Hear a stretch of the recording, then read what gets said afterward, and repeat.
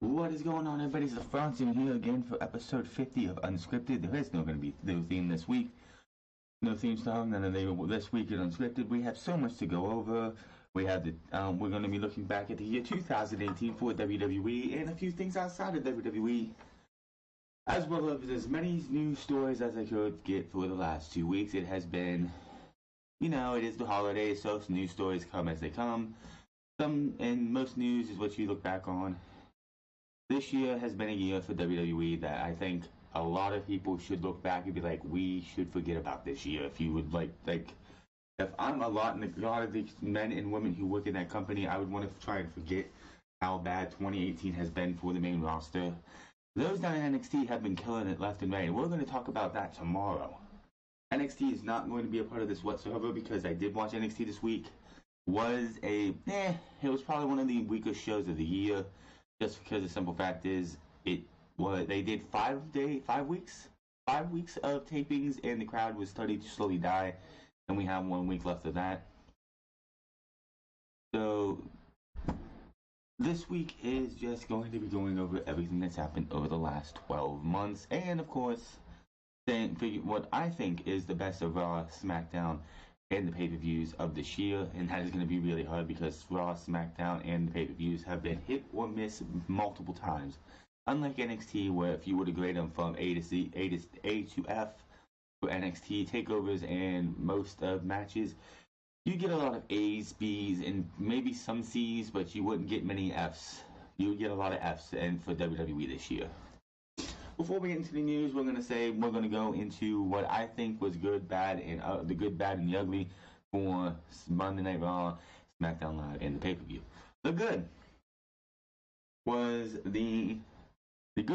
the summer of Rollins, which of course that's one thing good about that happened in WWE this year. From the February edition of Raw, where they had the gauntlet match, and Monday and Raw and Seth Rollins started, giving us he wants to rename Monday Night Raw Monday Night Rollins. This is also when the Superstar Shakeup was being talked about again, and started coming back in the rumors and how he didn't want to go anywhere. He followed that up with an okay performance in the Elimination Chamber, and then he went to WrestleMania and put on probably one of the best matches of the night with Finn Balor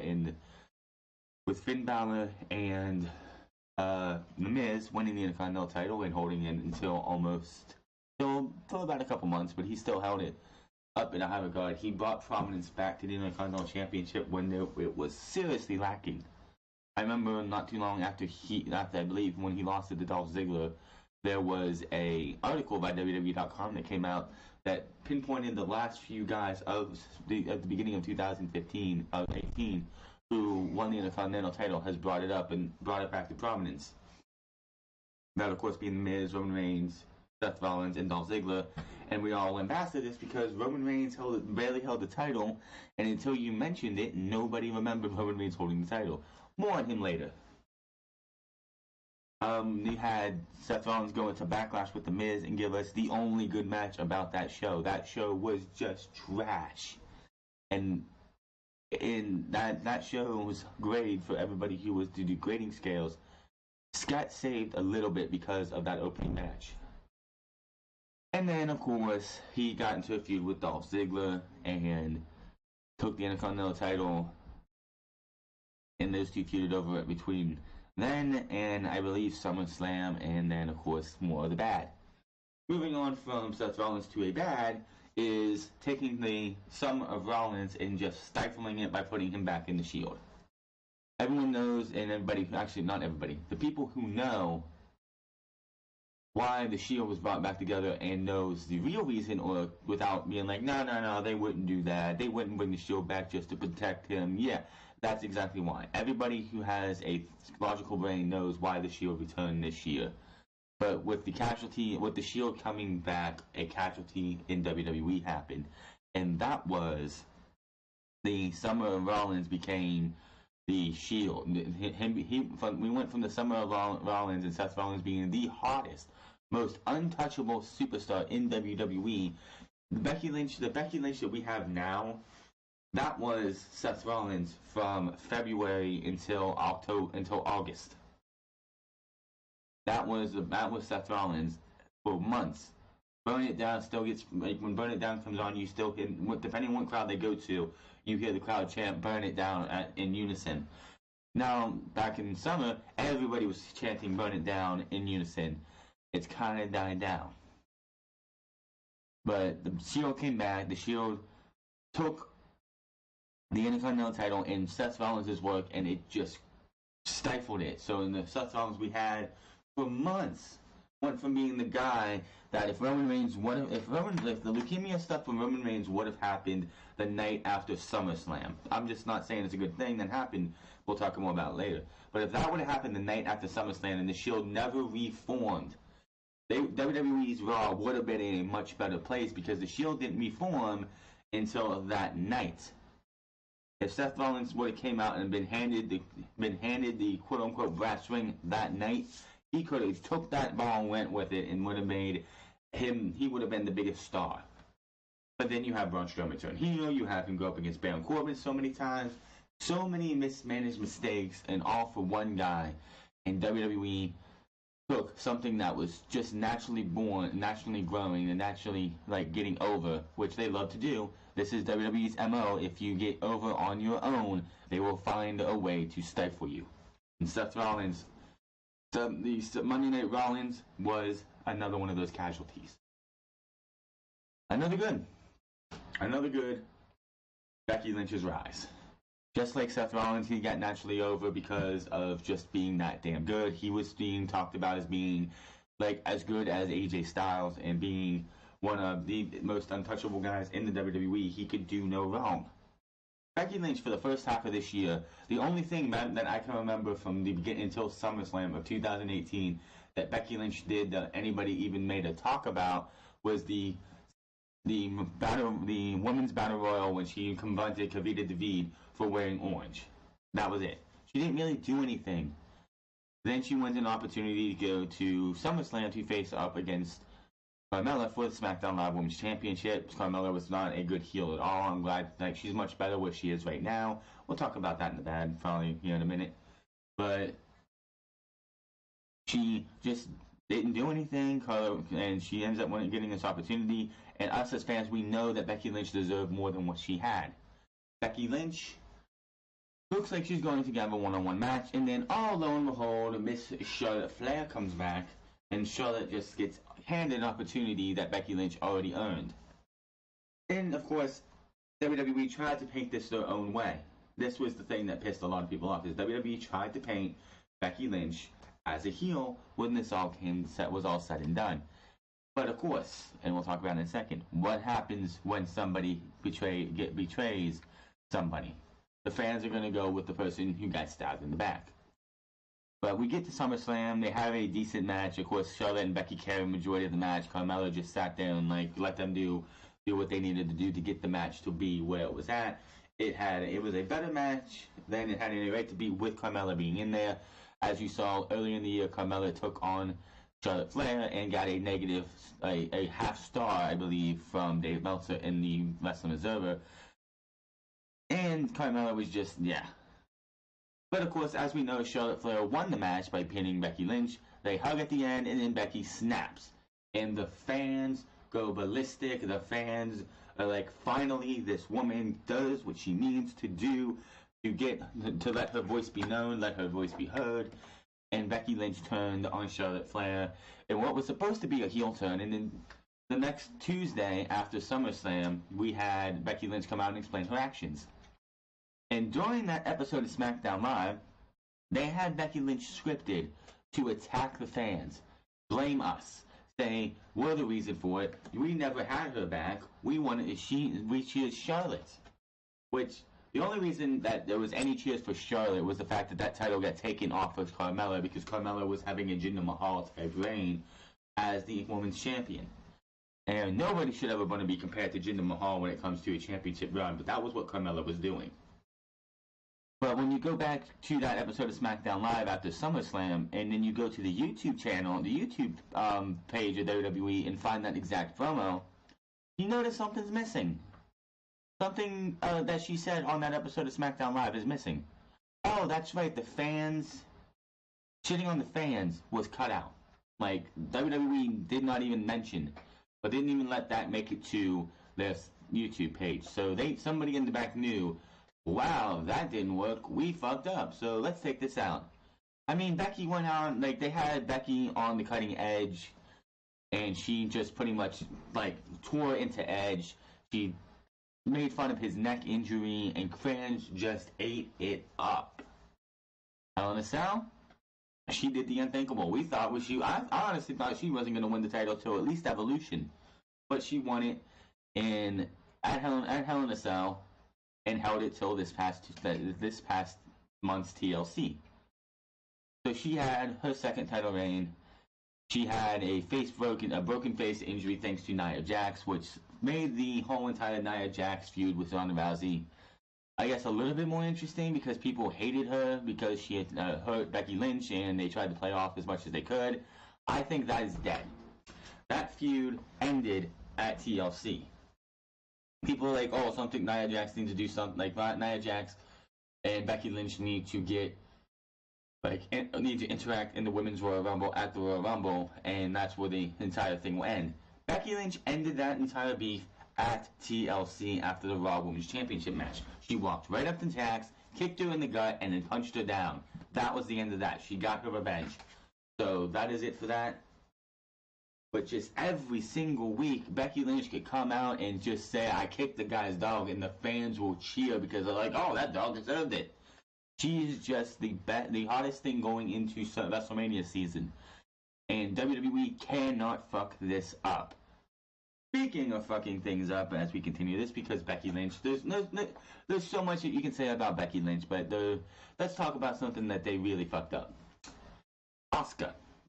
I know she's the SmackDown Live Women's Champion now, coming out of TLC, but at the beginning of this year, she was where she needed to be. She was winning. She was having some good matches. Her and Sasha Banks had a good match. I believe her and Bayley had a good match. She won the Women's Royal Rumble. That will never be taken away from her. I mean, they do the WrestleMania not the WrestleMania, but the Royal Rumble promos. And of course, she's going to be the first one. Asuka is going to WrestleMania because it's the only one. But then we get to WrestleMania, and Charlotte Flair beats Asuka, and I think was a bullshit finish. As you go back and watch that match, you see Charlotte Flair putting on the figure eight, but first off, she doesn't have it fully locked in.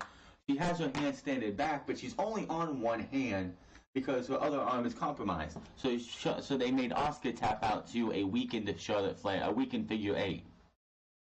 And then after that, what happens? She gets beat by James Ellsworth, by Carmella because of James Ellsworth 2 times in a row, becomes irrelevant. Nobody sees her whatsoever on SmackDown for many, many months. She was not on SummerSlam. She was not at Hell in a Cell. She was only on Super Showdown because they needed a match for the Iconics to win. Naomi took the fall on that one, of course. And then she did nothing. And then we get to the Tuesday before Survivor Series. And apparently this is rumor, and I don't think it's true. When Becky walks over to Asuka while she's like looking at everybody, she gets the biggest reaction. And there were some news reports out there that Vince McMahon was taken aback. How could Asuka be so over? Why are the people cheering her? We buried the hell out of this woman.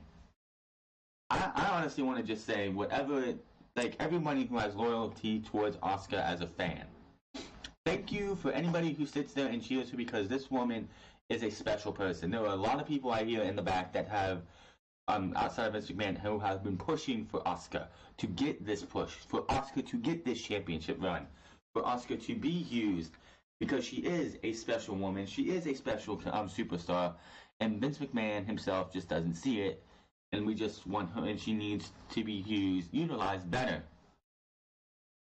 So, Asuka wins a battle royal to determine who's going to be in the triple threat match at TLC. She wins it. She goes to TLC, and thanks to which it does, I guess, hurt her win a little bit more. But if she starts having great title matches at the Royal Rumble, if they have a match at the Royal Rumble or the Elimination Chamber and Fastlane, we could see Asuka having a pretty good title reign. I can see her taking this into Mania, because outside of Charlotte Flair and Becky Lynch, who are in the middle of trying to pursue Ronda Rousey, there is nobody else on SmackDown Live. Nobody else is built up. Now, there is a superstar, and we'll talk about this when we get to the news, who Vince McMahon is very high on and could possibly be challenging Asuka for the Women's Championship. But even if she challenges Asuka for the championship, she should not win it. She is not ready to be champion. Maybe around SummerSlam, that if they build her right, maybe around SummerSlam she could be a Women's Champion. But I don't want to see her going to WrestleMania and win the championship. It's just not her time yet. But Asuka, from April until November, not really good at all. She was just, how do you fuck up Asuka? From April to November, they fucked up Asuka, and it was bad. Very, very bad. Another bad, which we're not in the good yet, but another bad is the waste of NXT talent that came up. What happened to the Iconics? The Iconics were nothing really special, but they weren't this bad in NXT. All the Iconics have right now is Peyton Royce and Billie Kay come out, and Peyton Royce just imitates whoever their opponent is, and Billie Kay just sits there with this annoying laugh and like, oh, that's so, let's show like that person. I thought you were over here. It's just so annoying. What about Almas? Almas had, at the beginning of this year, people had him and Johnny Gargano pegged for the match of the year. Again, we'll talk about all that tomorrow. One of the match of the years. The first 5-star rated match since CM Punk versus John Cena for the WWE. In 7 years. I believe, 7 years. WWE had a 5-star match rated by Dave Meltzer in NXT. NXT had many matches this year, but we'll talk about that later, tomorrow. But Almas, what happened? He came in, he won a couple jobber matches, and then disappeared. Came back, faced AJ Styles and Daniel Bryan, lost both times, and then disappeared. He came back, and then he just disappeared, and then he comes back last week and this past Tuesday, faced off in a tag team match against AJ Styles and Mustafa Ali, and lost both those matches. He took the pinfall in his match against Mustafa Ali, and he was on the losing end when Daniel Bryan got pinned by Mustafa Ali, and just almost has been nothing. Sanity. What has happened with Sanity? They were not even brought up immediately. They were given advertisements. They were given hype packages for Sanity coming. They come, they go, and we don't see them until this coming week. This last week and this week. Who was on some? That's the problem. This is the problem with WWE bringing up all these talents. I don't even remember who was brought up to Monday Night Raw. Oh yeah, that's right. No Way Jose. Did you think No Way Jose was going to get a push on WWE TV? Even when he was in NXT, I knew he was going nowhere. He was the Adam Rose of 2017 and 2018. He was always going to be the Adam Rose. And who else came up? That's the problem, is that none of the batch that came up after WrestleMania for NXT had any memorable debuts or any memorable anything happen that makes them stand out. NXT is a great place to come from, but when they get to the main roster, Kevin Dunn and his group are going to do everything they can to bury them. Why would you want to have somebody come from NXT and show you that that's the way to do things, so let's do it that way, when they know if they start doing that, they're out of a job? We all know that when Triple H, and we'll go more into this tomorrow, of course, but when Triple H takes over, Kevin Dunn and his crew are gone.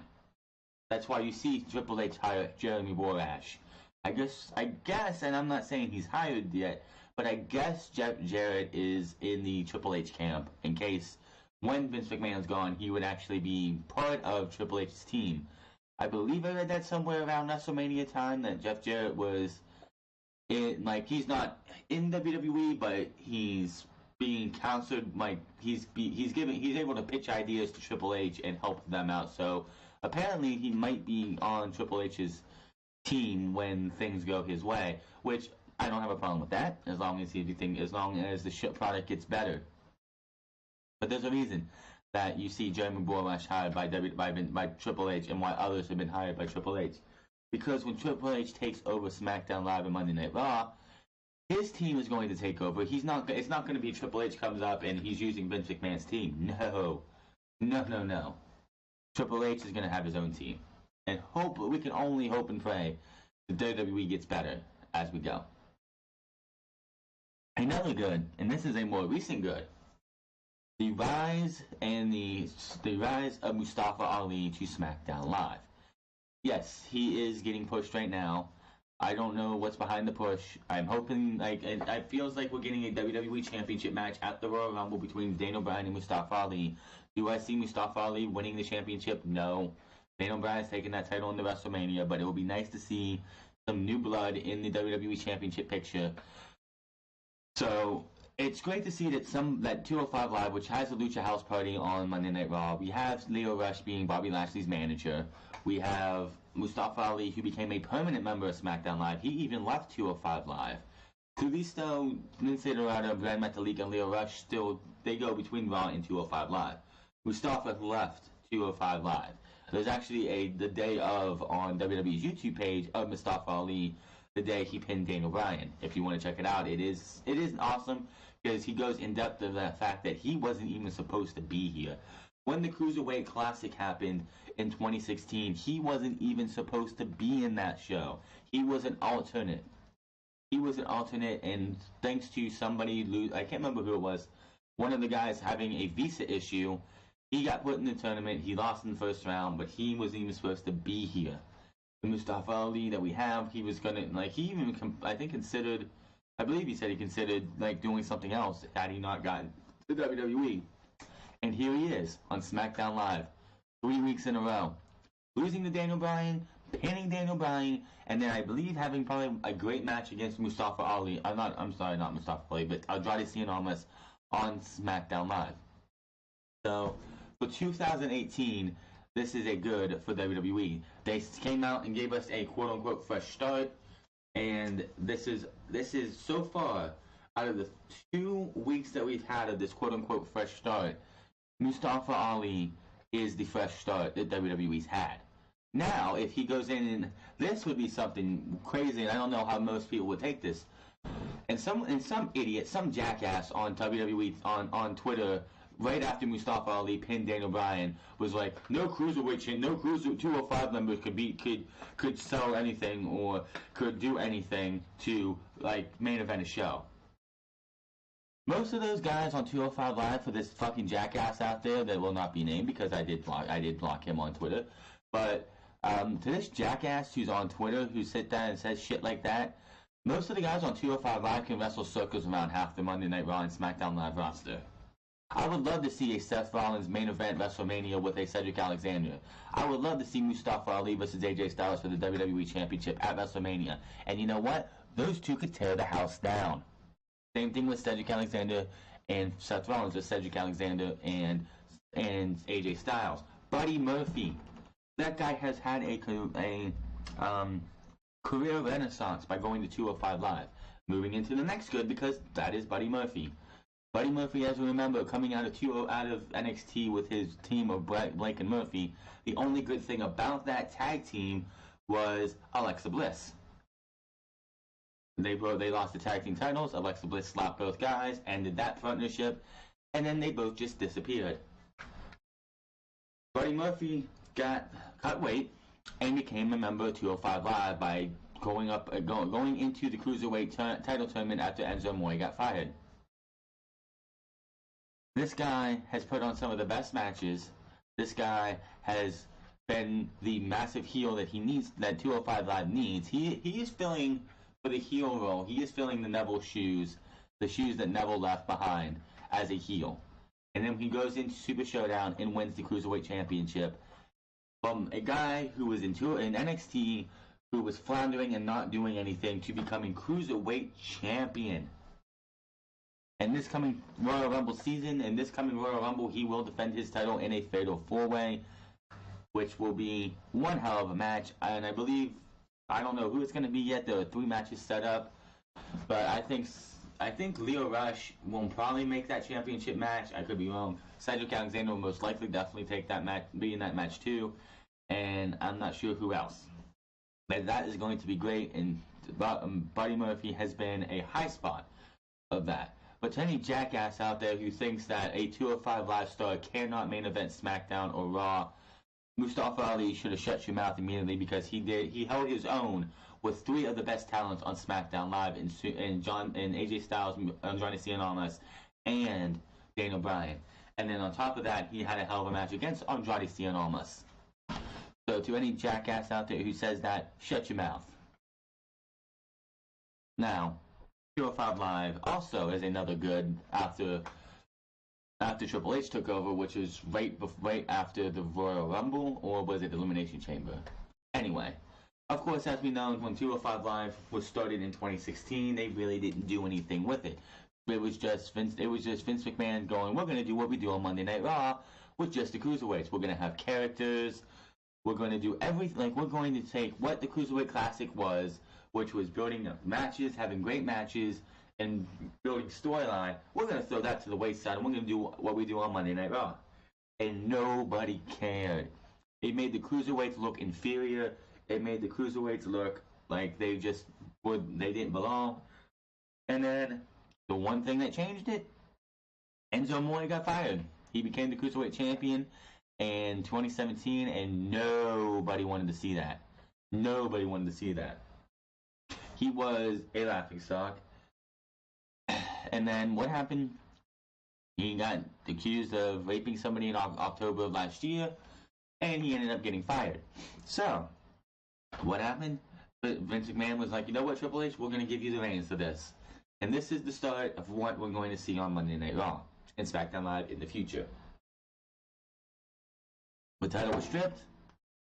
When, of course, the title was stripped, and Drake Maverick, who was formerly Rockstar Spud, was put in charge, and 205 Live has become pretty much a main roster version of NXT to a point. Now, the only problem is the fact that 205 Live is still plagued with is the fact that it's taped before or after SmackDown. And since the Mixed Match Challenge is over, I have a feeling it's going back to being taped after SmackDown. So all the nice crowds that maybe 205 Live had through the entire Mixed Match Challenge is going to be gone, because nobody's going to a lot of people aren't going to stick around for 205 Live, which honestly you should. It is probably the most exciting main roster out, like 45 minutes that you will see. But honestly, if I was anybody, I'd want to just sleep through most of SmackDown Live so you could be up and ready for a 205 Live. But another bright spot in WWE's timeline this year. Another bad, of course, is going to Saudi Arabia. Why the hell WWE? This is just WWE. They say they want to try to promote change and help change things in Saudi Arabia, but we all know it's just WWE was offered a lot of money, and anytime somebody comes up with a lot of money, Vince McMahon is going to say, "What do I sign? What do I sign? I'll sign that dotted line. Just give me my money." The Greatest Royal Rumble was, it was a propaganda show practically. I mean, of course, as soon as the Backlash, which was that Best of Both Worlds video, which, God, that was terrible. I happened to watch the Best of Both Worlds, which, of course, was them going back to dual-branded pay-per-views all year round.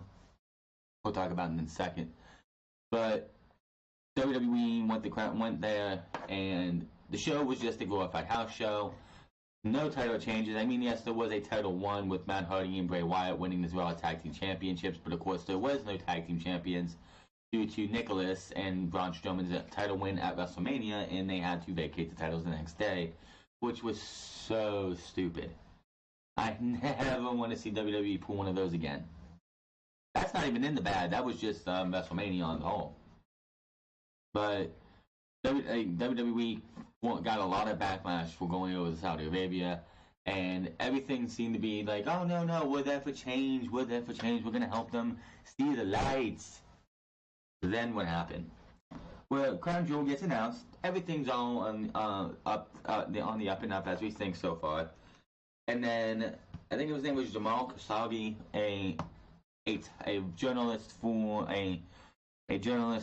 of Saudi Arabia who was living in the United States, is brutally murdered and decapitated in like chopped up by the Saudi government, and WWE is getting more backlash because they have not stopped. They still want to go over to Crown Jewel, and a lot of us sat here for weeks wondering, are they going to go? Are they going to continue this show? Are they going to take? And of course, it came out that Vince McMahon was never going to cancel the show. He just wanted the backlash to subside so he could get his show and get his money. Dave Meltzer has come out recently and said that they're going to have 2 more shows this year, and we will talk about it later. I believe I have it in my notes, which I should, about them going back over in the months that they should be going over. Now, WWE is going to have to we know WWE superstars walk on eggshells all the time. There's just nothing you can do about that. WWE is just that bad of a place sometimes that WWE superstars have to walk on eggshells just to get through the day. But Vince McMahon and everybody around is going to have to start walking heavily on eggshells. There's just no ways around it.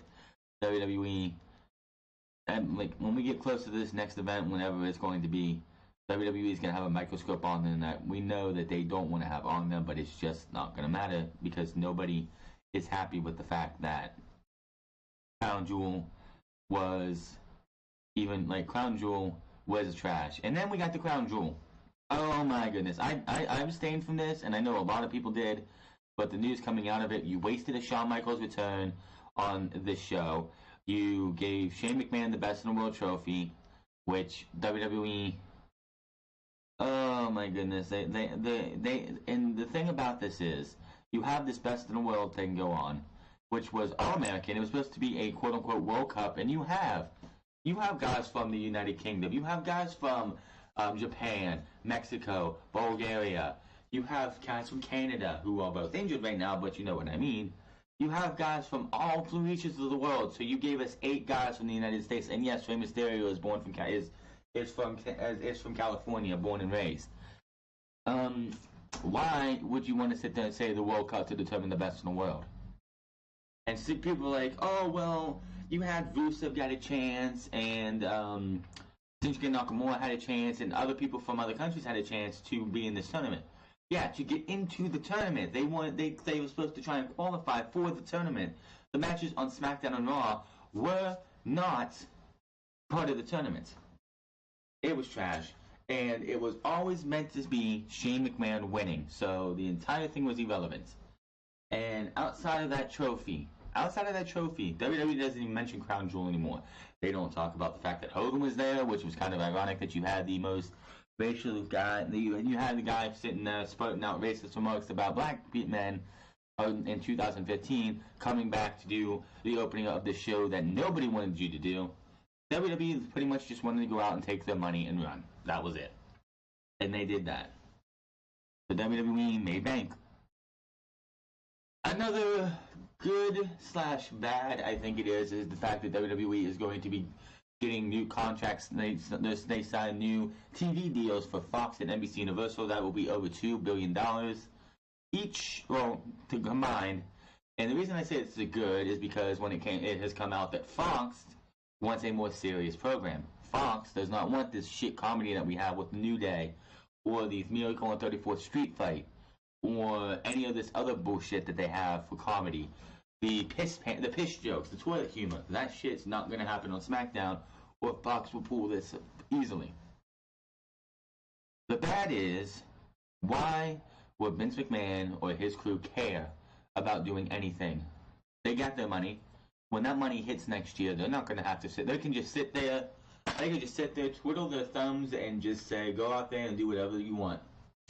As long as it's PG, just do what you want, and we don't care. And that's the bad of it. Now, another thing that's going to make this good is when those ratings start coming in for SmackDown Live, and those ratings just keep falling and falling and falling, and Fox, where ratings actually matter, because people say ratings don't matter right now, which I guess they don't, but when we get to Fox, those ratings are going to fucking matter. They're going to matter 110%. So Fox could be the saving grace of our main rosters. We will have to wait and see, but right now it's good because we're going to Fox where ratings are going to matter. And the fact that they want Ronda Rousey, they want a more sports feel to SmackDown Live. But the bad is, why would WWE really care? Let's think about matches here that were great this year. The match of the year for me is Charlotte Flair versus Becky Lynch at Evolution, which of course was the All Women's pay-per-view. Should have main evented that show over Ronda Rousey versus Nikki Bella, a match that should have never even seen the light of day. The match that we had on Monday Night Raw between Natalya and Ronda Rousey should have been your main event of Evolution if you were going to have Rousey in the main event. Nikki Bella should have been in a tag team match with her sister, and that should have been it. None of this other fucking bullshit where she gets a title shot. Nobody believed that Ronda Rousey was going to lose that match. Why would you even put Nikki Bella in that match? It was just so bad. The men's match of the year is Seth Rollins versus The Miz at Backlash. I ain't kidding. That match was probably the best men's pay-per-view match of the year. One of the most disappointing matches of 2018 for pay-per-views as it is Seth Rollins versus Dean Ambrose at TLC. When the turn happened for Dean Ambrose, everyone expected to see a Jon Moxley type character, and it looked like we were going to get that, even though I've never really seen what Dean Ambrose looked like in like how he acted as Jon Moxley. But a lot of people who did figured we were going to get that type of character, or a WWE version of that character. That unfortunately did not happen. He started off with the leukemia announcement and bashing the fact that Roman Reigns has leukemia is because of his problems in the Shield. People complained about that, and what happened? WWE is like, oh, well, we're getting too much backlash. Let's have him pull his pants down, get shots at the ass, and start wearing a mask that looks like he makes him, and a jacket that makes him look like Bane. And then we get to TLC, and that match, two reasons that it was bad is that placement on the card when you had AJ Styles versus Daniel Bryan before you, and the triple threat TLC match after you are screwed. No matter who you are, you could have been AJ Styles versus. You could have put that New Japan match between AJ Styles and Shinsuke Nakamura in between these two matches, and that match would still probably be dead, just because WWE should have put something there that nobody cared about seeing. I believe Dean Ambrose versus Seth Rollins, that should have been the TLC for Braun Strowman versus Baron Corbin, where Baron Corbin got destroyed by a bunch of guys. That should have been where that was at. But no, you gave us Seth Rollins versus Dean Ambrose in a match that I guess Vince McMahon was very furious, which we'll talk about that later. That's in my news, actually.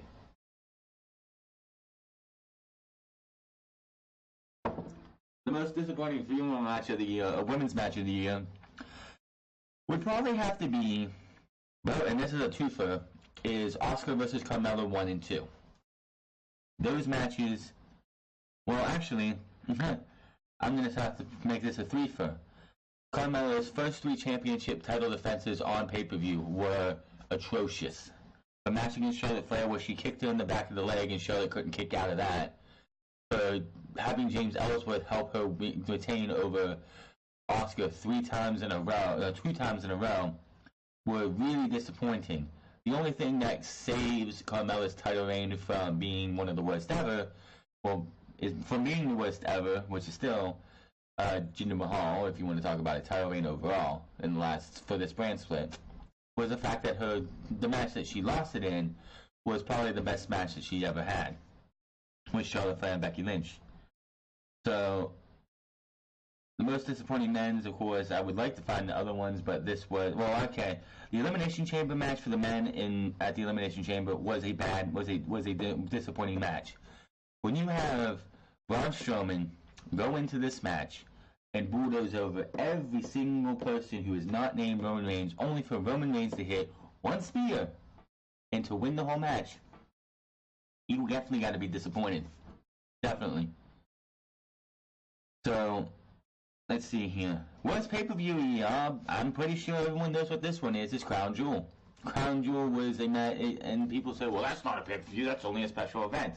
all these shows on the WWE Network now are being classified as special events. WWE doesn't even want to use the word pay-per-view anymore because they have their own network, and you're not paying to view it once. It's not a pay-per-view anymore. You're not paying per view. You're buying the network, or subscribing to the network for a free month and watching as many times as you want. I still think WWE should do a model where you get anything that's a month from, like, say we're in December now, anything from November 30th, 2018, all the way back to the beginning of the catalog should be free to watch, but has commercials in it. So that's where they make their money. Do like a Crunchyroll, where you get to watch what's on their platform, but you have to watch commercials. It's just what it is. But yeah, Crown Jewel was one of those things that WWE was like, well, we already made this event, we've already announced it, we already announced matches. They killed like Evolution. I'm gonna say right now, the Evolution pay-per-view was a better pay-per-view than it had any right to be. Now, it's not a 5-star match. It's not even the best pay-per-view of the year. I don't care what anyone says. When you have Becky versus Charlotte pretty much be the only match that, and okay, we had Becky versus Charlotte, Baszler versus Kairi Sane, and Toni Storm versus Io Shirai. Everything else on that show was trash. You had the Battle Royal with the winner winning a #1 contendership, and you have Nia Jax being told she made history. I don't know what fucking history she made. That's fucking bullshit. But when you have 3 matches on that show that are passable and everything else is trash, not the best show of the year, by far. WWE's main roster, it's really hard to pinpoint a best show of the year, but I'm honestly going to go with the Royal Rumble. It was the best pay-per-view of WWE's this year outside that Triple Threat Universal Championship match between Braun Strowman, Kane, and Brock Lesnar. You had a decent showing for the women, even though it wasn't the best thing out there, even though people were like, oh, they're making history, they're having their first Royal Rumble, this is so great.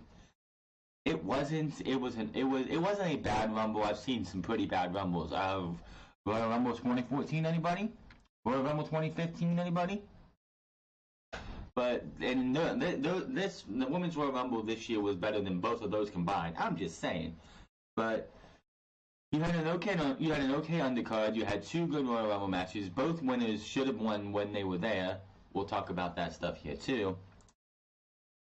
But yes, that was the best pay-per-view of the year. The Elimination Chamber was lackluster outside of the Women's Royal, and I'm going to say it, outside the Women's Elimination Chamber on the Elimination Chamber pay-per-view, nothing else on that show mattered. Outside of the 6-pack challenge at Fastlane, nothing outside of that pay-per-view mattered. There was nothing good on that pay-per-view. WrestleMania was WrestleMania. It's a spectacle, but of course, outside of Ronda Rousey and Kurt Angle versus Stephanie and Triple H, Daniel Bryan's return, and that's about it. Nothing else really on that show popped out. You had John Cena squashed in 2 minutes The Undertaker, which I thought was just pathetic. And that was that. The Greatest Royal Rumble was a glorified house show. Backlash was trash outside of the first match. Money in the Bank was Money in the Bank. It had, and we had 2 winners, one winning the Women's Championship and the other one wasting his time winning the Money in the Bank. You had Extreme Rules, where TLC was more extreme than it ever will be. You had SummerSlam, where Ronda Rousey was your Women's Champion, coming out of there. Roman Reigns finally won the Universal Championship after months and months of delay. Hell in a Cell gave us a no contest Hell in a Cell, so that takes that down too. You had Evolution, which was better than it had any right to be. Crown Jewel was trash. Survivor Series is SmackDown vs. Raw, with SmackDown losing 6-1. I don't care what anyone says. It's just, and this is the thing. We got the Survivor Series, and the reason it was supposed to be 7-0 to Raw, but some agent fucked up. Anyway, the reason they went 6-0 on the main roster is it was supposed to lead to a Shane McMahon heel turn. You want to know what's not happening now? Shane McMahon's heel turn. Why? Because we have a fresh start in a new era, quote unquote. And of course, we had TLC, which was one match, well, two matches, and that was it. Okay, I'd say three matches. If you want to look, what were the top three matches on the show? Number 3 was Ronda Rousey versus Nia Jax, with Ronda Rousey carrying Nia Jax. Daniel Bryan versus AJ Styles, and Asuka versus Charlotte versus Becky Lynch. That was TLC. So if I had to go with pay-per-view of the year, it's the Royal Rumble. Just because of 2 Royal Rumble matches were actually, well, the men's Royal Rumble match for the first time in I don't know how long was actually a very exciting match. The women went out there and gave it their best, even though it wasn't the best Royal Rumble, or the worst. I will say that. You had a 2-on-1 handicap WWE Championship match. Outside of the Universal Championship match between Brock Lesnar and Braun Strowman. Oh, by the way, we're having Brock Lesnar and Braun Strowman for the second year in a row. And Kane. This was not a bad show at all. So I have no problems with this show being what it is. And of course, the worst thing that happened, and I know I'm going to get hate for this, but the worst and probably one of the best things to happen to WWE this year is Roman Reigns' leukemia announcement. The worst is the fact that this guy has leukemia and has to go battle and has to stop doing something that he loves to do.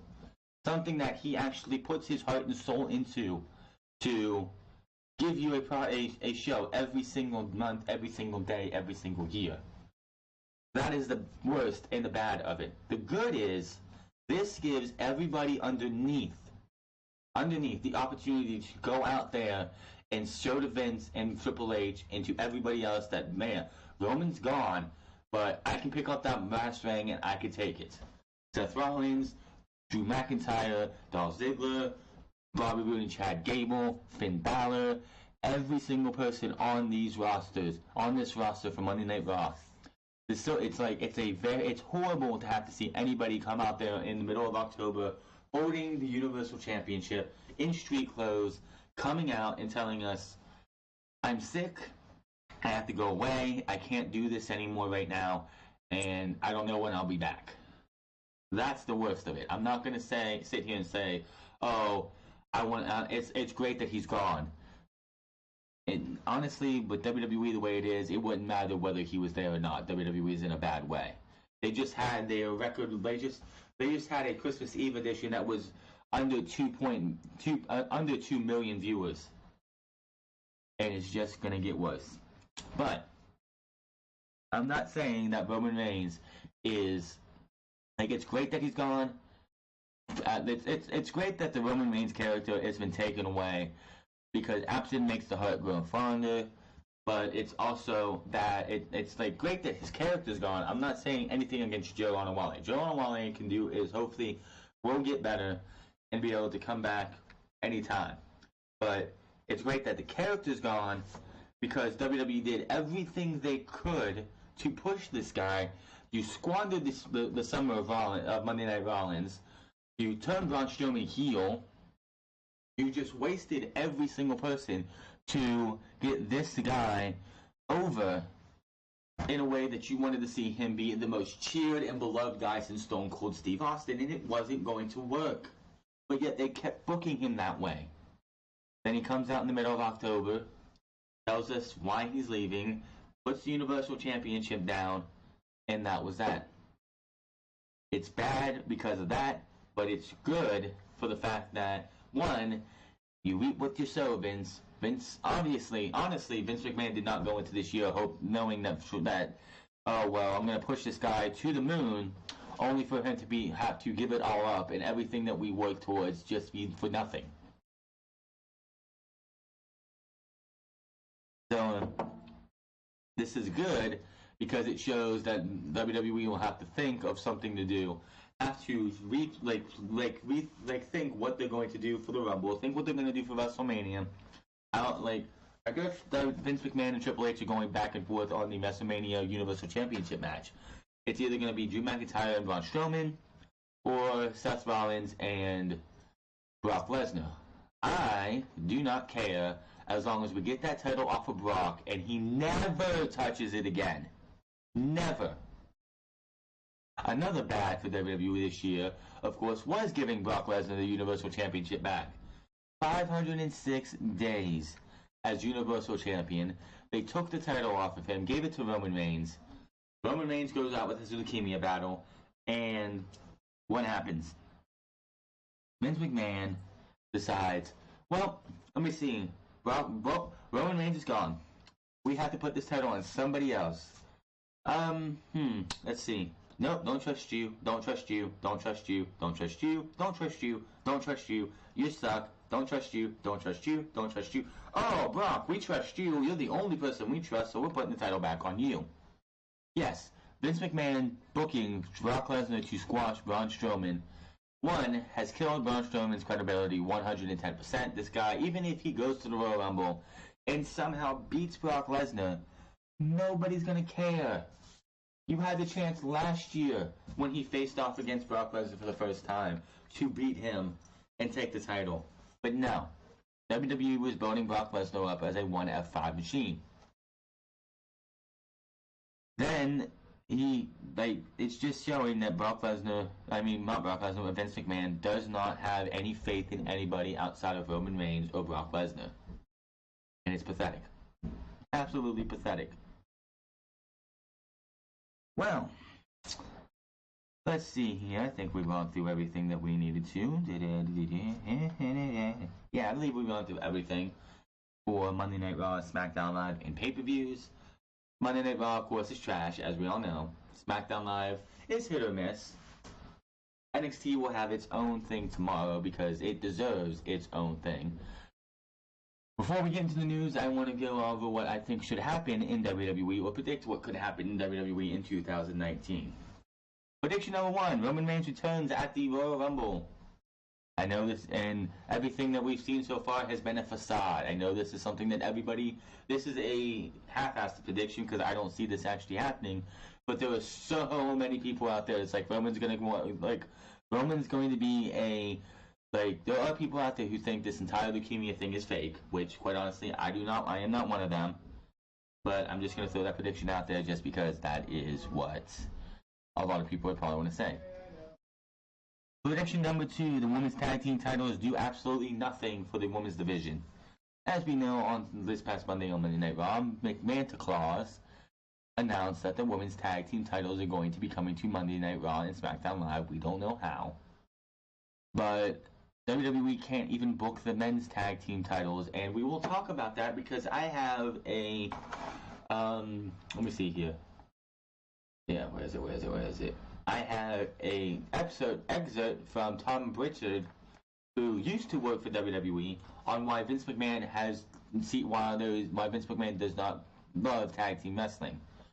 So after we get through that, you'll probably wonder, why are they bringing women's tag team titles? I would rather see women's Intercontinental and women's U.S. Championship. So you have two titles on each brand. You have the major championship, and when Ronda Rousey's feuding with somebody else, you have Bayley and Sasha Banks fighting over this, or Naomi and Mandy Rose fighting over this. That's what I'd rather see than tag team titles. Prediction number 3. WrestleMania will again be just another terrible show. With Roman Reigns going out, WWE had to pretty much just throw everything away that they had planned for WrestleMania, outside of Becky Lynch, Charlotte Flair, and Ronda Rousey, and wherever they're going with that. I still think it should be Becky versus Ronda. Get Ronda versus Charlotte at the Royal Rumble one way or another. It's the McMahons that can do whatever the hell they want, so it is a dual-branded pay-per-view, as they all are now. So if you want Ronda versus Charlotte Flair to happen, then just have Ronda versus Charlotte Flair at Royal Rumble, and give Becky versus Ronda at WrestleMania. But outside of that, I don't think, even Jim Ross has put it, outside of Becky Lynch, there's no male superstar who's even got any heat towards them. There's no superstar on the men's side who's on fire right now. So why would we're going to get the Undertaker match. Triple H is probably going to try and slog himself through a match even though he's completely injured.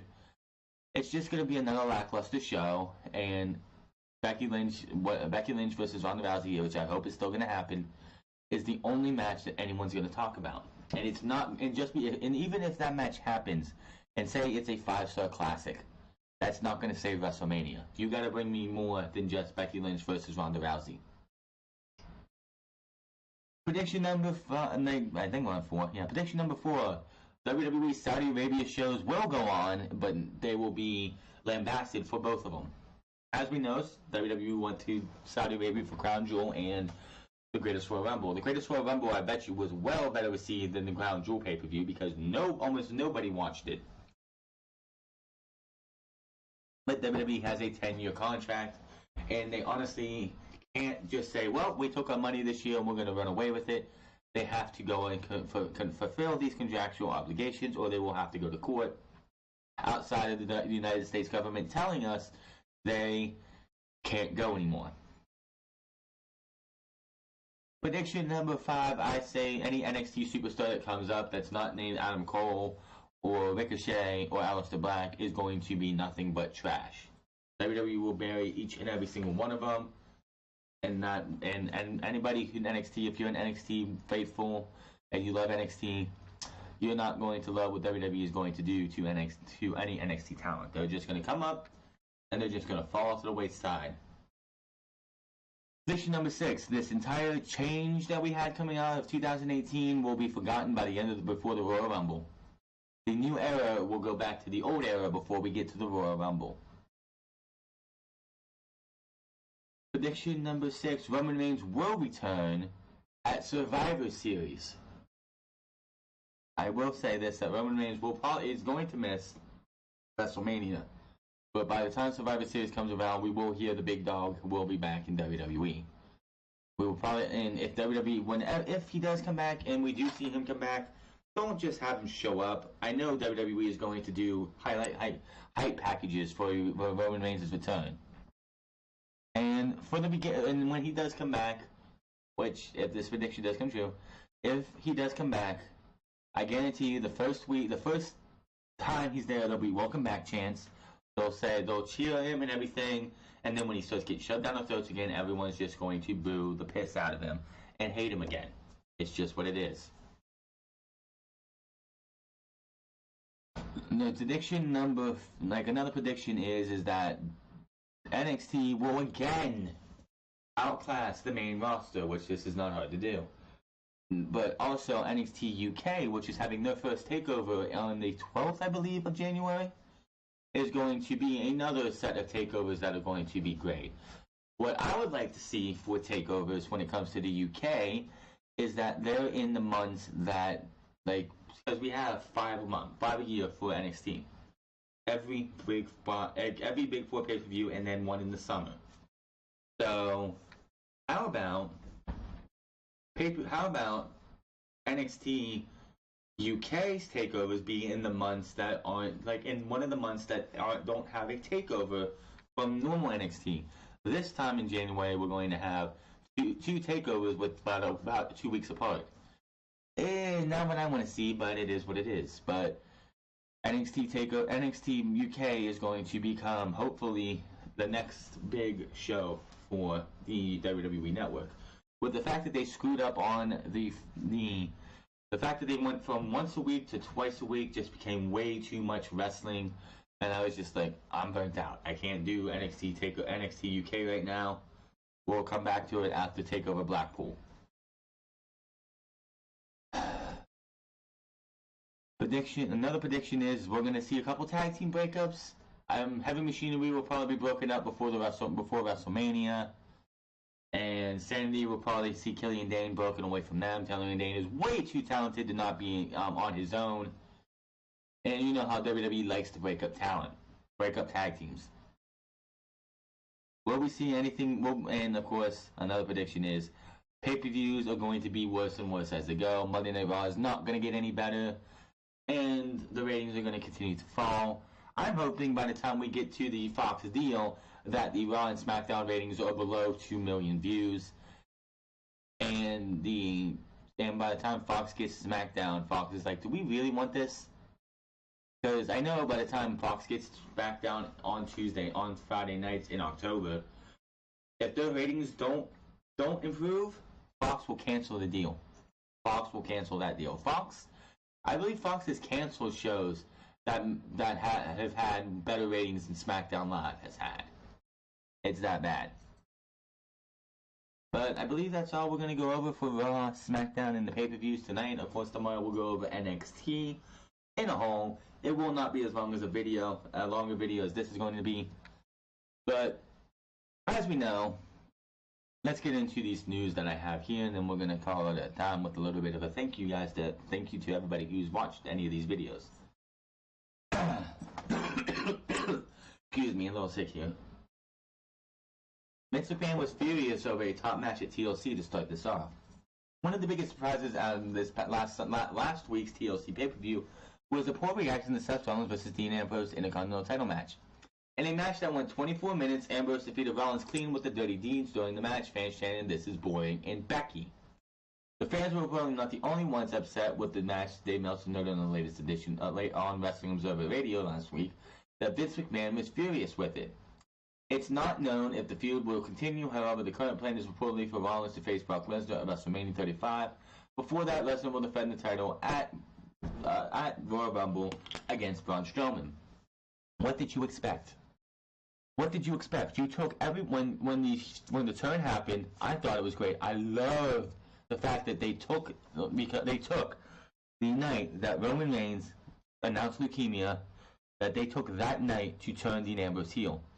And I'm thinking to myself, anybody who bitched about it, moaned about it, and said it's just WWE doing things wrong, they shouldn't do this, you got to go back and look at how wrestling has gone. When something like this personal happens and it's an emotional thing, that is the perfect time for somebody to turn and go evil and get mean and get horrible. But what happened? Dean Ambrose turns heel. Perfect way to start it. And he comes out, and we don't hear from him we don't hear why he's did it for like 2 weeks in a row, which is fine. He doesn't have to tell us immediately. He doesn't know us an explanation immediately. He comes out, he comes onto the monitor or the Titantron and tells us that he felt weak in the Shield. The Shield made him feel weak. The fact that when I got injured, you went off and got a tag team partner in Jason Jordan. You guys won the tag team championships while I'm off healing myself. I didn't hear from you guys. You or Roman. You guys thought me as to be like your lackey, your lapdog. I felt weak because you guys went off and did your own thing while I was off trying to heal myself, and then I come back and I'm supposed to just feel like everything's okay. Okay, I'm fine with the explanation. And then everything just started to go downhill to where nobody cared. And by the time the match went on, the fact that the match started off with a wrist lock. These guys should have came out swinging and just potatoing each other with fucking fists back and forth. The match was just a slog. The match was slow. The match sucked. So yeah, the fans are going to chant this is boring. Whoever put that match together should be fired or sent down to NXT and shown how to put a match together, because the match was terrible. Coming out of that match, WWE feels Seth Rollins is not the star they hoped for. Meltzer, the Wrestling Observer newsletter, talked about the next wave of NXT call-ups. WWE. That's not what that's supposed to. Seth Rollins gained notoriety as the Shield, as a member of the Shield, and became infamous for the hand-picked champion of the Authority after he turned on Roman Reigns and Dean Ambrose. It was a long road to get Rollins back to a babyface status, and becoming the Kingslayer when he defeated Triple H was supposed to seal the deal for him. However, Bradshaw reported on Oh You Didn't Know that the internal reaction to Rollins' IC title match at TLC left a lot of people disappointed backstage. We only know Vince was furious about it. The match was viewed as a flop, and apparently Rollins isn't the star they thought they were making when booking him to defeat the King of Kings of WrestleMania. You never know if WWE might have some bigger plans for Rollins. He was rumored to be facing Lesnar at WrestleMania 35, so that might be another big springboard for him. Hopefully they will be able to figure out a way to elevate Rollins, because as long as Roman Reigns is out of action, it seems like WWE could be looking to the architect to fill the big dog's role in a lot of ways. Now, whose fault is that?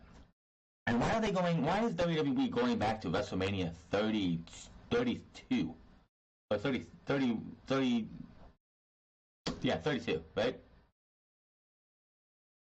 No, 33. WrestleMania 33, right? Yeah.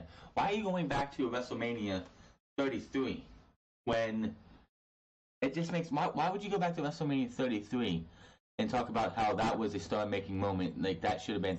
First off, beating Triple H is not as big of a deal as everyone thinks it is. They got to get that out of their head. Just because Triple H is married to Vince McMahon's daughter, beating Triple H is not a big deal. Beating The Undertaker at WrestleMania would be a big deal. Beating Triple H at WrestleMania is not a big deal. Not anymore. Why do you think when CM Punk was in WWE, he was supposed to be at WrestleMania 30, it was supposed to be CM Punk versus Triple H. And CM Punk took offense to that because that to him is not a WrestleMania match. And it's not. Having Triple H going out there and facing Seth Rollins did nothing for Seth Rollins. It did absolutely nothing. And what did you expect when you get to the Summer of Rollins? We talked about this earlier. They squandered the Summer of Rollins. Seth Rollins, from February when he had that gauntlet match up until the night after SummerSlam, was the most over superstar in the WWE. Becky Lynch is there now. That's Becky Lynch. But on the male side, he was the most over superstar in all of WWE. He was untouchable. He was having match of the year candidate matches with like the likes of The Miz, him and Dolph Ziggler. Until that match, like his popularity, in my opinion, started taking a hit at Extreme Rules when they had that main event that shouldn't have been the main event, but they had that main event match for the Intercontinental title and the Iron Man match, and all you hear is 5, 4, 3, 2, 1. That I think is when he started taking a hit, but he was still Monday Night Rollins, and then the Shield came back. And everything that Seth Rollins did this year for that month from February to August was gone. So the guy who was untouchable, the guy who was having a hell of a show, a hell of a time as a wrestler, went from the best on Monday Night Raw to just being Roman Reigns' lackey. And his popularity faded, his popularity died, and he's just not the guy that he was. That is Vince McMahon's fault.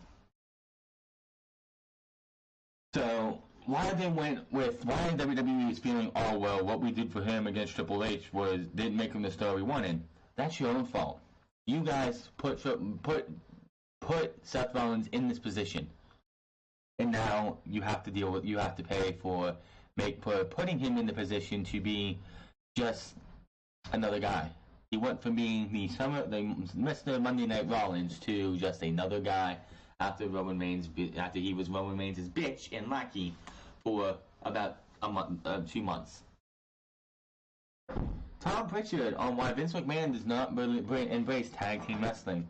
Tom Pritchard's knowledge, WWE is not rallied around tag team wrestling like it has women's wrestling for financial reasons. Number one, I think, and I always heard this, and after realizing and being in the office, I do understand it's an economic decision, Pritchard explained. Instead of having one guy in a match, you have 2 guys in one match, and you have 4 guys in one match. So do you invest that on TV? This was all they had for that, but there you go. The reason that Vince McMahon, and this is a bullshit reason, the reason Vince McMahon does not embrace tag team wrestling and why tag team wrestling on the main roster has been shit for years is because Vince McMahon does not see money in it. Yeah, you had the New Day versus the Usos in probably the feud of the year last year, in which they had a Hell in a Cell match that was the best match on the Hell in a Cell pay-per-view last year. But yet, there's no money in tag team wrestling. Why don't you ask the Revival when they were going up against DIY and the AOP and just tearing the house down at takeover after takeover against those 2 teams? Go ask the Revival and American Alpha about their rivalry and how they tore that house down in match after match at takeover after takeover. Go ask those tag teams. Go ask any fucking tag team. Go ask the Undisputed Era and Mustache Mountain, who, by the way, have a 5-star match in NXT that wasn't a takeover match. Yet you say tag team wrestling has no money in it. That is bullshit. Plain and simple. But this is from Tom Pritchard.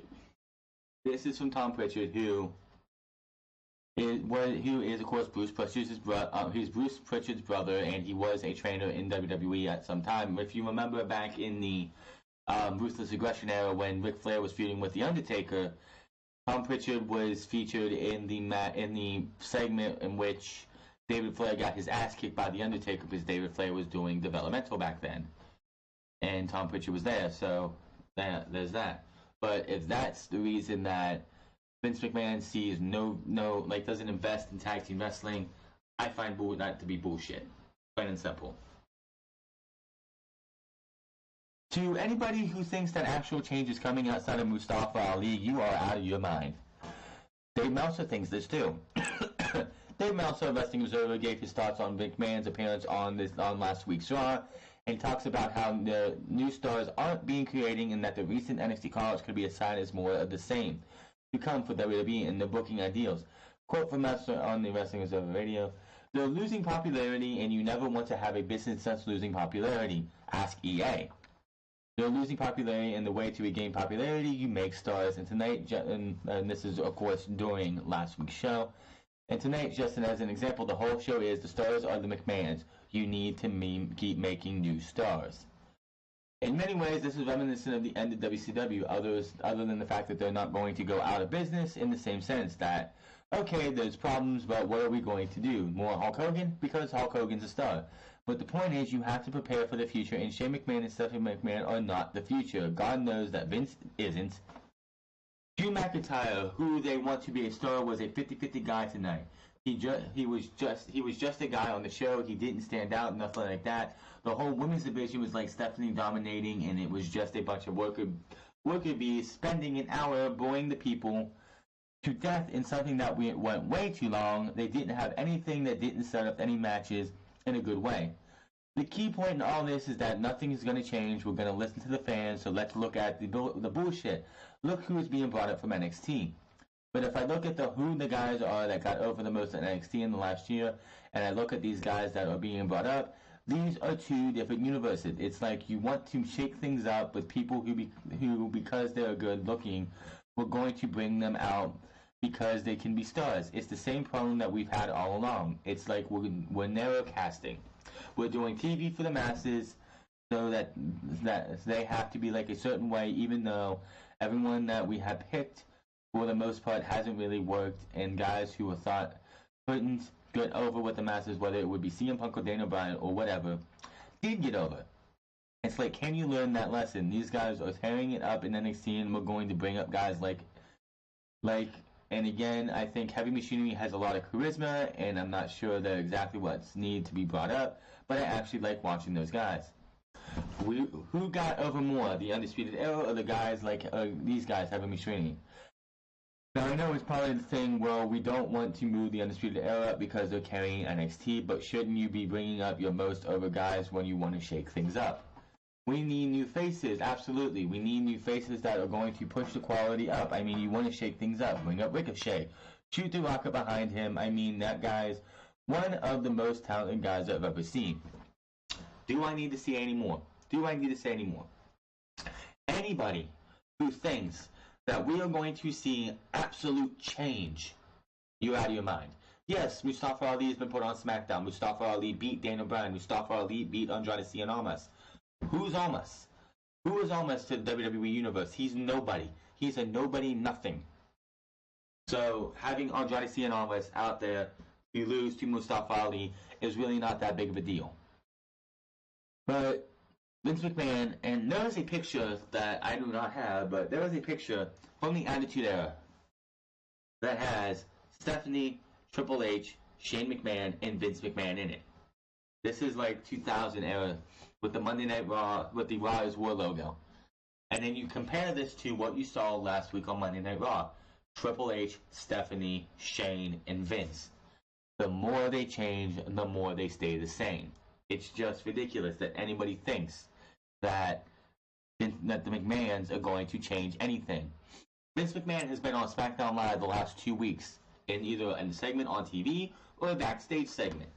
Why? Vince McMahon, of course, has been on Raw the last 2 weeks, where it was with him and his family last week, and this week he was McMahon Claus. Nothing has changed. Until Triple H, Stephanie McMahon, Shane McMahon, and Vince McMahon are no longer on TV, nothing is going to change. They are the stars. They have been, and they always will be. Until that changes, nothing will change. Beth Phoenix to be the first woman inducted into the THIS Pro Wrestling Hall of Fame.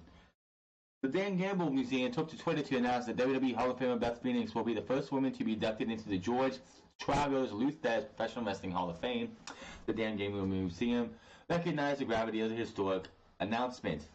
Glass ceiling shattered. Beth Phoenix will be the first woman inducted into the George Tragos THIS Professional Hall of Fame.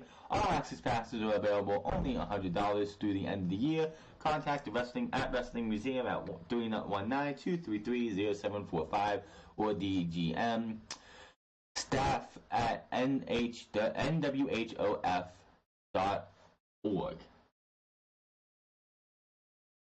Beth Phoenix replied to the announcement via Twitter. I am so humbled and grateful. Thank you for Wrestling Museum for this honor and putting a spotlight on women's wrestling. I marvel at today's female athlete, how they inspired all generations, including my 2 young daughters. Wrestling pioneer Dan Gable added, being the first female inductee into this Professional Wrestling Hall of Fame means the wrestling is very serious about the future at all levels. Congratulations, Beth. Well, the last time Beth Phoenix wrestled a full-time schedule in WWE 2012, she was inducted to the Hall of Fame in 2017, and last competed at the first ever Women's Royal Rumble match in 2018. Has since been on comedy for the Mae Young Classic, and she was at Evolution for the commentary as well. Phoenix is a former WWE Women's Champion and Divas Champion. Congratulations to Beth Phoenix. More women will be inducted into the Hall of Fame over time. I'm sure Trish and Lita will be added there eventually too, because quite honestly, they deserve to be in there too. But just want to send my congratulations to Beth Phoenix, and let's move on here. As I said earlier, WWE will be returning to Saudi Arabia in 2019. According to the Wrestling Observer Radio newsletter, WWE has already plans for return to Saudi Arabia in 2019. The report says currently WWE has 2 separate events booked for May and November for next year. Additionally, it was noted that there was a mixed reaction for Bonus's talent saw from the last event, November's Crown Jewel, with some happy and some not. That happens. That's just the talent. Like if you have a John Cena, a Triple H, a Undertaker, a Seth Rollins, a main event caliber player, they're gonna have a big bonus. Whereas a superstar like maybe a No Way Jose or somebody else, one of the lower tier guys gets put onto one of these shows, they're not gonna have a big bonus. It's just what you have. It was speculated that these events wouldn't be announced for as long as possible. The possibility to possibly keep heat away from the company due to recent events in the country. WWE came under fire in the weeks and days leading up to Crown Jewel due to controversy surrounding the death of journalist Jamal Khashoggi and Saudi Arabian Crown Prince Mohammed bin Salman's possible role in the murder. WWE issued the following statement, including the third quarter earnings released in October, setting the contractual obligations why the event was going to be planned. And we already went with that before. Crown Jewel's April and WWE's and April's Greatest Royal Rumble were the first 2 events that were part of a 10-year partnership between the Wrestling Promotions and Saudi General Sports Authority. No other details for the events were reported. Apparently, these are going to be in May and November. Now, in May, I do not want to see another pay-per-view that month. Look what happened with the Greatest Royal Rumble. Why Backlash was so bad. One of the main reasons was Backlash was so bad was 1, Brock Lesnar was not defending his Universal title. 2, it came a week or 2 after the Greatest Royal Rumble. This is why Evolution also suffers the fact that WWE's put all of their eggs into the Crown Jewel basket when it came to promoting. Backlash had almost no advertising whatsoever, no build whatsoever. Evolution had no build whatsoever, almost barely anything, because they were focused more on Crown Jewel. And that is why that's why Backlash was suffered so much, and the fact that Evolution was a better show than Backlash just shows you that the women went out there and wanted to give you a great show. It was a good show, but it wasn't a great show. The as long as we don't have a Evolution Crown Jewel fiasco like we had this year, where literally the Friday after Evolution, they won the Crown Jewel. The Friday after Evolution, we went to Saudi Arabia. I abstained from it, and so did everybody. So did a lot of other guys, content creators. But hopefully, if you're going to do this, which it's fine if you do one at the beginning of November because you have SmackDown versus Raw for Survivor Series. You really don't need to do much there. Just say who's facing who, champion versus champion. That's all you need to do. Give us a Cruiserweight Championship match as well. And that's that. You get 7 matches right there. You get your tag teams, your mid-card titles, your women's titles, and your world titles. That's 4 matches. And then you get your 2 SmackDown versus Raw matches between men and women. And then, of course, the Cruiserweight match, which gives you your 7 matches. And there's your Survivor Series. That's all you have to do. And it's real easy. May, on the other hand, if it's going to be in May, I do not want to see another pay-per-view. Scrub that of whatever pay-per-view you have planned. Give us WrestleMania, whatever's going to happen at like WrestleMania, and then we don't get another pay-per-view until this Saudi Arabian show, and then we move on to Money in the Bank in June. Do I care? Probably not going to care. It's going to be they're going to be glorified house shows as they were this year. So why would we care anyway?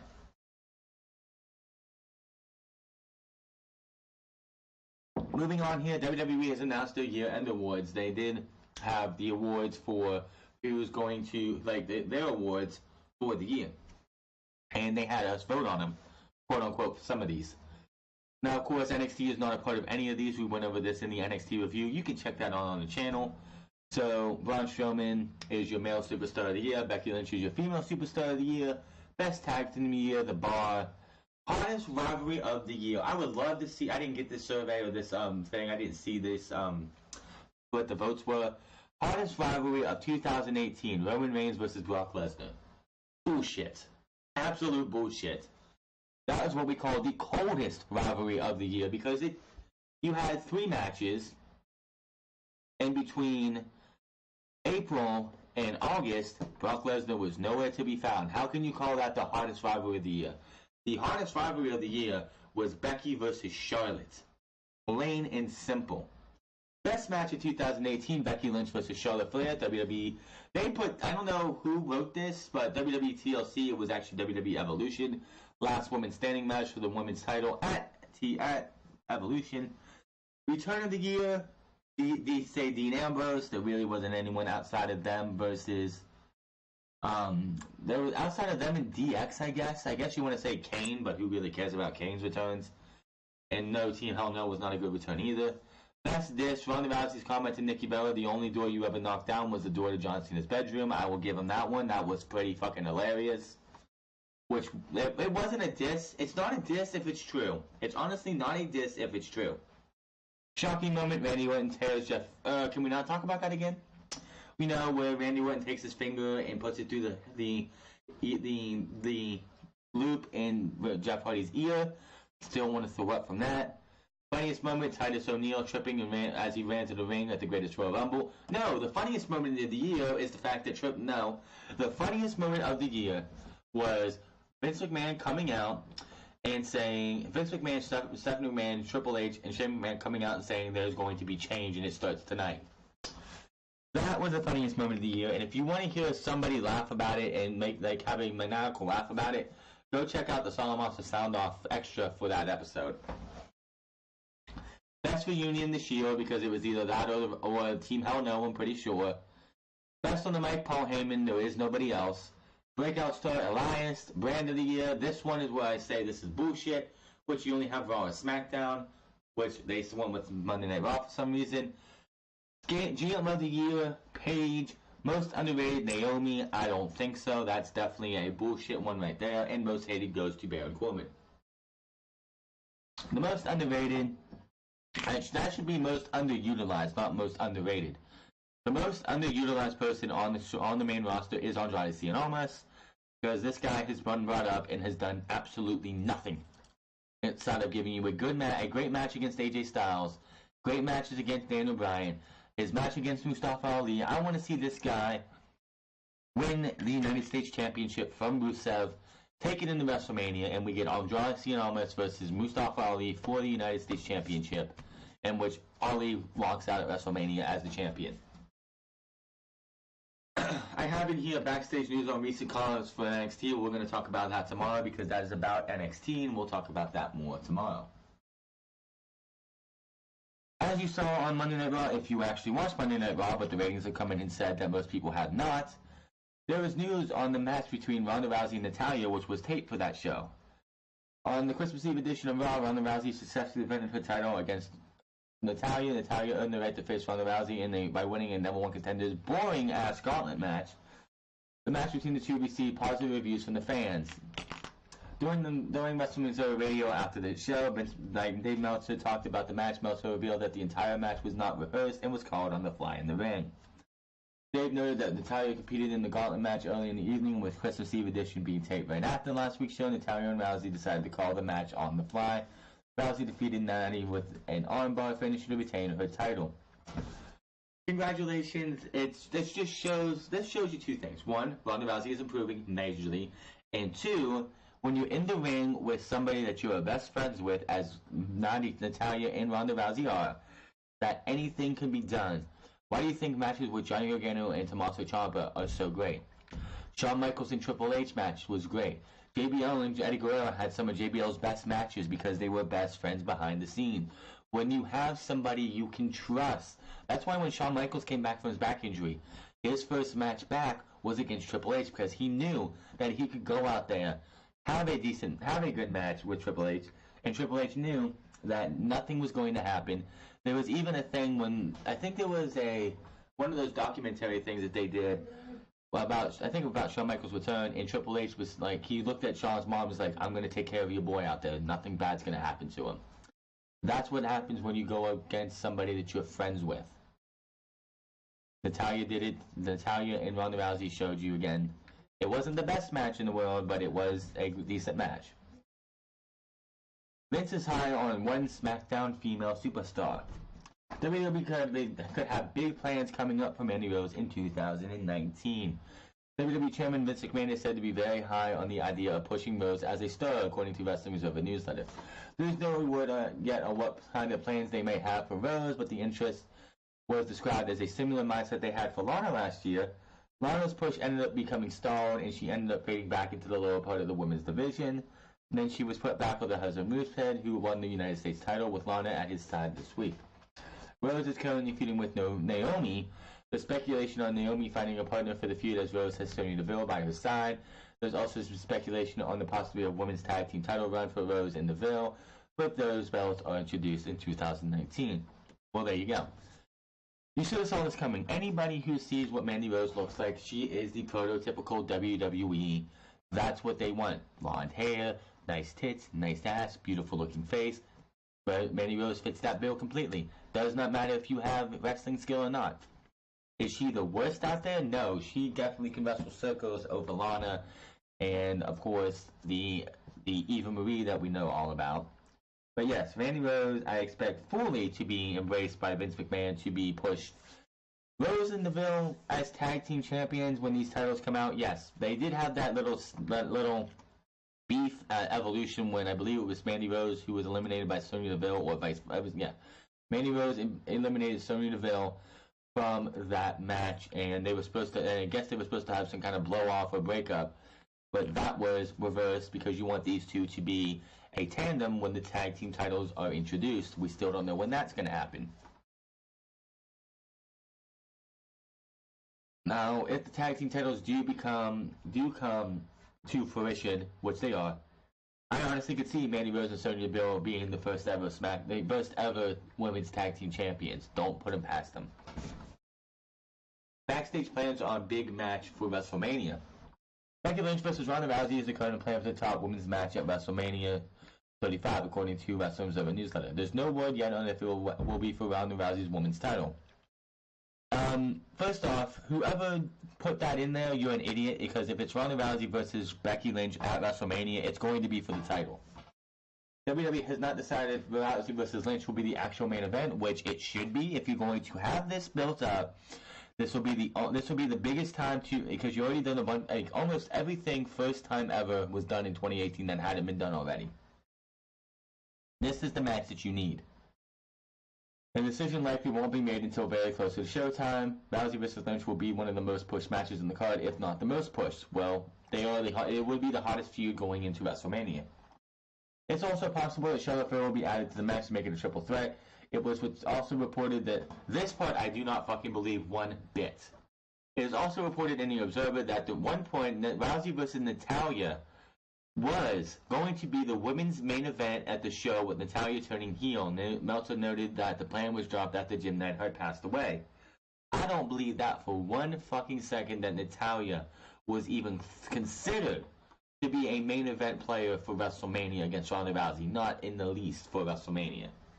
There have been rumors of WWE's officials promising Flair a main event spot at WrestleMania, but those reports are incorrect.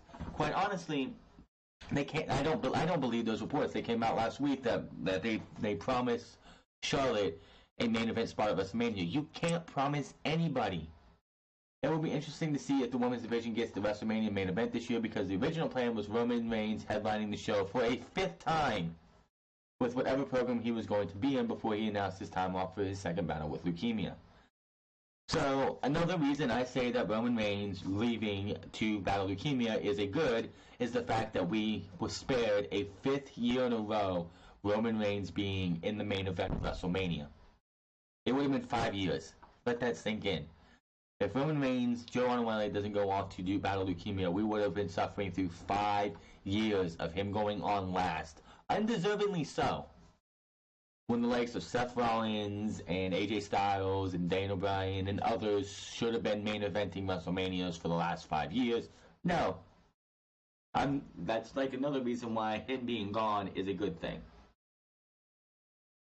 Almost done here for this episode. I mean, this one's a long one, but wow. Impact Wrestling just can't seem to get anything going. All Elite Wrestling is steadily picking up momentum as the new year approaches, and it looks like another company wanted to be all in with their inevitable launch. According to reports from Wrestling Observer, forces were looking to sell Impact Wrestling to AEW, to which it was turned down. The report from Dave Meltzer stated that with the Fight Network losing UFC at the beginning of the year, Anthem still has good reasons to keep Impact around. The move from 8 to 10 p.m. time slot to Fridays 10 to 12 a.m. was strategic to prepare for a WWE SmackDown Live move to Fox. In October, as previously reported, Impact Wrestling will be leaving Pop TV to air on the Pursuit channel after the Homecoming pay-per-view in January. All Elite Wrestling, founded by Young Bucks Cody Rhodes, has currently been filing for various trademarks in conjunction with Tony Khan, son of Jacksonville Jaguars owner Shahid Khan. Why would Cody Rhodes and the Young Bucks, not even Cody Rhodes, the Young Bucks, Kenny Omega, Marty Scurll, anybody else from the Elite, could save Impact Wrestling? This is a sinking ship, and it has been for years. They just, like, when they went to Pop TV, it was just another one of those things that was like, it was going to happen. Now, they're going to the Pursuit channel, and their plan is, well, we're going to go from 10 to 12. SmackDown is going to be on Fox, so if we can try and get some advertisement into those channels, like in the Fox, while SmackDown's going on, when SmackDown is over, people want to come watch our show. Why the hell would I want to watch more wrestling on a Friday night? Really, that is got to be the worst idea anybody has ever had. The fact that you're banking on the fact that SmackDown Live, the only way this would work is if SmackDown Live was so goddamn good. This was Attitude Era SmackDown again, in which people are like, wow, I still want to watch more wrestling. It's only 10 o'clock. I want to watch more wrestling. I'm going to go find something else to watch. Nah, in theory, it would be a good idea in 20 years ago. Or, I'm sorry, 18 years ago, because SmackDown's not 20 years old yet. Think about that. SmackDown's not even 20 years old yet. But that is just hilarious. SmackDown, like, Impact Wrestling has... I just wish when Impact Wrestling or TNA was on at its peak, which was on Spike TV in 2009, I wish they would have sold to somebody who actually, like, I think Toby Keith was trying to buy Impact at TNA at one time.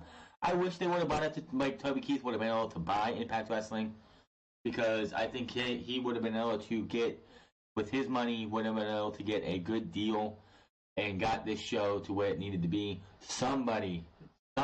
Anthem is already showing that they regret this sale. They regret buying this. They regret getting this show. And going to Pursuit Channel, which they have a stake in, is not anything good either. So, and when it comes to Cody Rhodes and the Young Bucks and anybody else on the Elite, why would you want to take your hands and take Impact Wrestling, which has a bad stigma? This would be like when WCW was bought by WWE in 2001, and I don't think many people remember this, but in 2001, when WCW was bought, WWE was going to try and find a network for the WCW to keep it alive, because they had so much talent that if the WWE network was around in 2001, WCW would probably still be around, because they would just throw it on the network. It would be your NXT that you see today. But nobody, because of the bad stigma of WCW losing money and being a bad product and a bad business, no other TV program, no one else would buy it, like would put it on their show. And of course, in 2001, there wasn't as many cable or satellite channels as there are today. So WWE was in a pickle. They didn't want to close. They wanted to keep WCW alive-ish, to just have as a feeder system for them and to keep it on TV, but they couldn't find anybody. That's why when Shane McMahon came on to WWE, I think it was in WWF New York, he was on Monday Night Raw talking to JR about WCW's filings and the fact that Vince McMahon blocked quote unquote blocked WCW from going and finding a cable network to put their show on. That was just storyline to say, because WWF could not find anybody to take WCW and run with it. And that's pretty much what this is. This is just them trying to. This is Ed Nordholm and Impact Wrestling trying to. Well, I'm sorry, Ed Nordholm and Anthem trying to wipe their hands clean of this stinker of a show. And Cody and them were like, well, why would we want to take that when we could start our own company and start fresh and anew? Impact Wrestling tried to kill the TNA name. They did that, and it hasn't done anything. Going to Pop TV's 10 o'clock time slot did not do anything. They have Don Callis. They have some really good talent.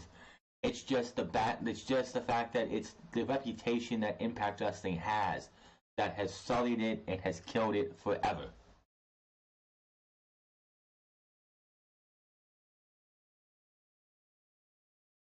And it looks like that's all we got here for you guys. But before we get out of here, thank you. That is it for my news for this week. Of course, Monday Night Raw hit some new historic lows. I don't know why, but it doesn't show that I have that on here. They hit below 2 million viewership, and it's going to get lower for the New Year's Eve and the New Year's Eve edition. As I'm recording this, the SmackDown Live ratings is not up, but I'm pretty sure it's pretty low too. Why would you want to watch Monday Night Raw and SmackDown Live on Christmas Eve and Christmas Day? Why would you want to sit there and take the happy mood that you have when you're spending time with your family, your friends, and colleagues or whatever, and you're having a great holiday time? Why would you want to sit there and go from having a happy, fun time to watching the depressingness of SmackDown Live and Monday Night Raw? I don't expect any different for this coming Monday and this coming Tuesday. We'll not be covering SmackDown Live and Monday Night Raw. I will look into the spoilers to see how it goes. But we will, of course, be here for NXT and then next week for Unscripted. I do want to sit there and say, because this is actually the last video we will do tomorrow.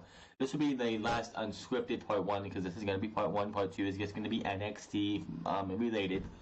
But I do want to say thank you guys to anybody. If you clicked on one of these videos and even watched a minute of my shows, if you left a comment, which I only got a couple comments this year, if you left a like or dislike on anything that I've done, thank you guys. I've hit 107 subscribers. I hope we can up that to 214 and so on and so forth. I hope we can double and triple and quadruple that as we go on. But I want to say thank you guys. I'm looking into finding a way to get a job or something to try and, up the quality of this, get a new microphone, get a new computer set up completely, maybe get a camera that can work for this too, so we can get visual on this. I tried camera a couple weeks ago, and it just didn't work out with my setup that I have so far. But hopefully 2019 will be an even bigger and better year for this channel. And hopefully, I know there are people out there who still watch it, but I'm hoping I can bring some gaming content back in the summer of 2019. We still have things to go. But until then, my name is The Franz. Find me on Twitter at The Franz. Find me on twitch.tv/TheFranz08. I will be here tomorrow night for an all NXT talk. It's going to be probably like a 30-minute show, if about that. But that is all for this episode, part 1 of Unscripted, episode 50. We'll see you guys Wednesday. We'll see you guys tomorrow, and then Wednesday for NXT, and next week for episode 51 as we start off the year 2019 anew.